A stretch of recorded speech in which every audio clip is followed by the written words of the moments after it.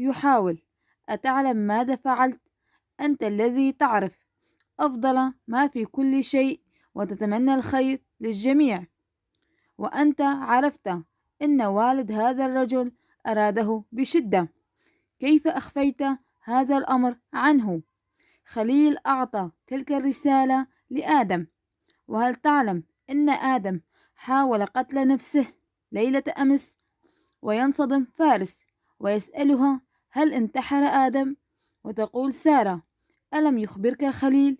لقد قاد سيارته إلى الحائط مباشرة، قفز حتى الموت، تم إنقاذه بمعجزة. كان يجب أن أسمع لنصيحة ثريا.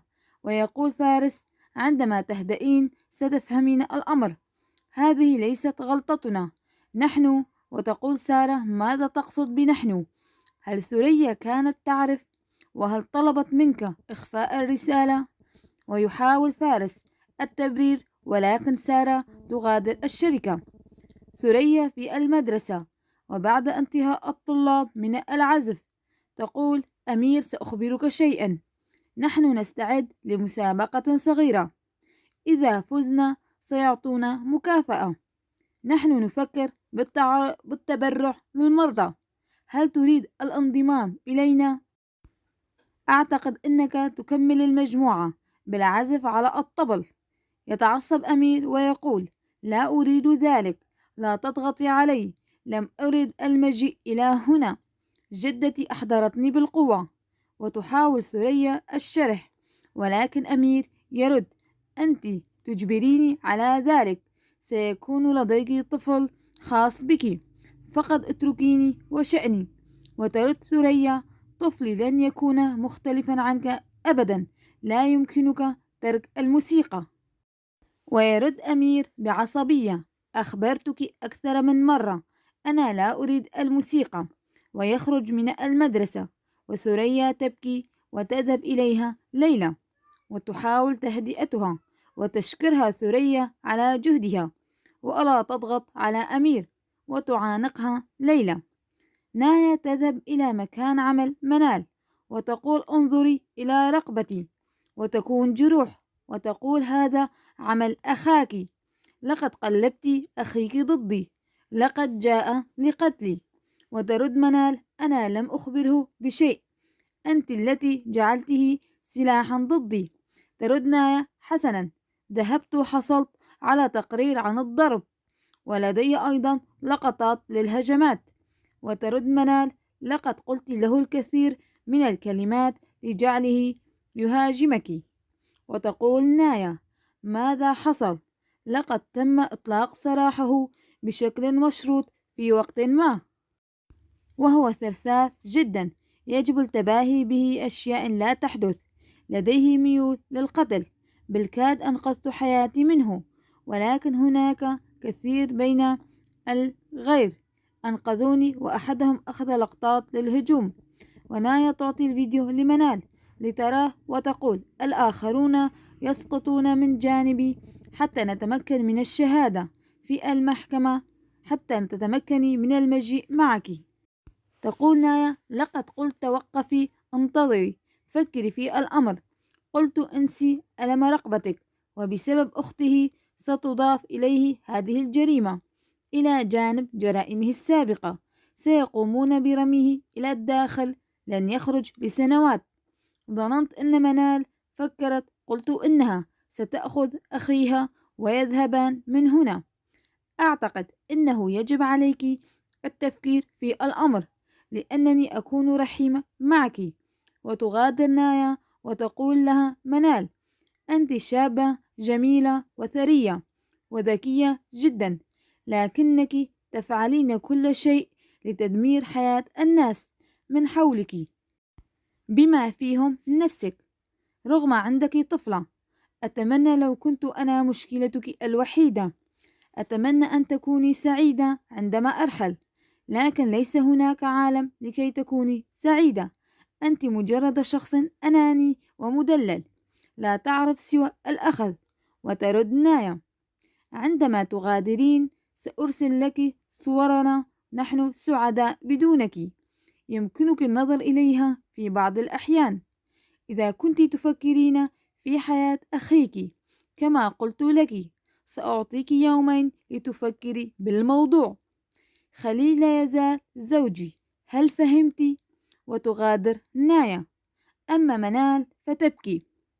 تأتي سارة وتقول لثريا: لقد رأيت كم أصبحت أنت وليلى أصدقاء. وترد ثريا: لقد أجلبت أمير. وتسألها ثريا: ما بك؟ ترد سارة: آدم حاول قتل نفسه. وتتعصب وتقول: كيف لم تخبريني عن الرسالة؟ كان بإمكانكم إخباره بطريقة أفضل للاستيعاب. ربما ما كان حاول قتل نفسه. ترد ثريا: والدته لم ترد أن نخبره، ولم نكن نعرف كيف سنخبره. ترد سارة: كنت تقولين لي، ولكن ست ليلى لم ترد ذلك. وتتعصب سارة عليها كثيرا، وبأنها أصبحت تشبه عائلة آل ظاهر، وتقول: أتمنى لك السعادة يا ثريا. وتغادر المدرسة. منال تفكر بكلام نايا وتهديدها لأخيها. ثم يأتي خليل ويخبرها بأنه اشتاق لها ومتى سيغادر أخيها. وترد منال: سوف آخذه ونذهب، لقد اشتقت لوالدي، وبعدها سأعود. تستطيع المجيء في المساء.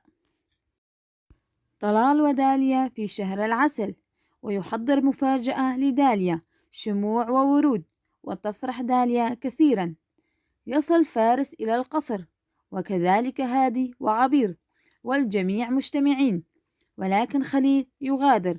وقبل ذلك يقول له فارس: لنتحدث. لماذا أعطيت آدم رسالة والدي التي كانت عند والدته أميرة؟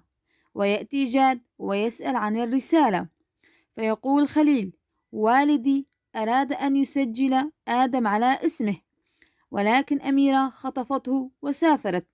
وتقول ليلى: هل دخلت إلى غرفتي وفتشتها وأخذت الرسالة وأعطيتها لعدونا؟ ويقول خليل: ثريا أيضا كانت تعلم، لأنها لم تتفاجأ. هل رأيتم؟ نحن الثلاثة منبوذين. وتقول: لم نعطي لأنني أردت حمايتكم. ويقول فارس: لم أكن أعرف ماذا سيحدث لو أعطيت آدم الرسالة. والدته هي مركز حياته. انظر، لقد حاول الانتحار. ويضحك خليل ويقول: هل أصبحتم تخشون وتقلقون على آدم؟ هل تخافون عليه؟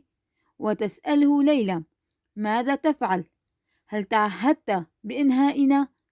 كيف أصبح آدم أخاك في 3 أيام وأصبحنا نحن الغرباء؟ يرد خليل: لقد حرمتني من العائلة، وضعتني في نفس الكفة مع آدم. ويقول جاد: خليل على حق.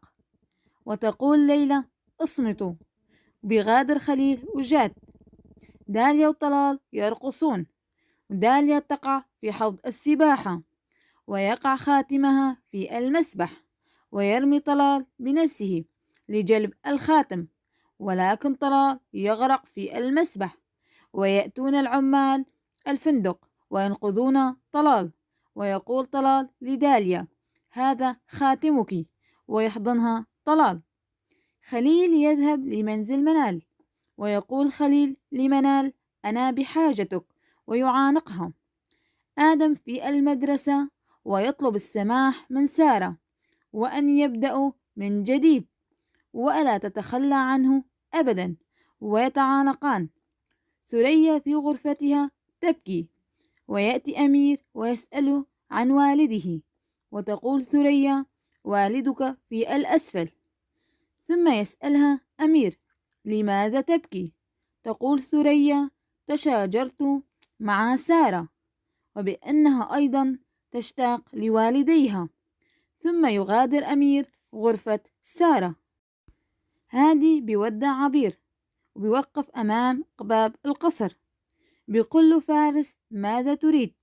يرد هادي: هل يمكننا التحدث بالخارج؟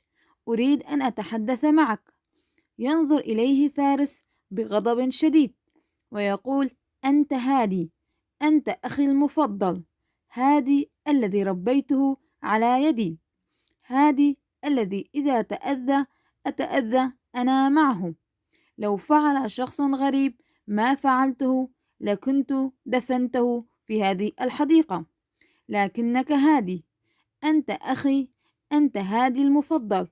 وتدمع عينا فارس ويقول: اخرج من هنا، اخرج من هنا، أنا لا أستطيع رؤيتك، ابتعد عني وعن هذا المنزل وعن ثريا، اذهب.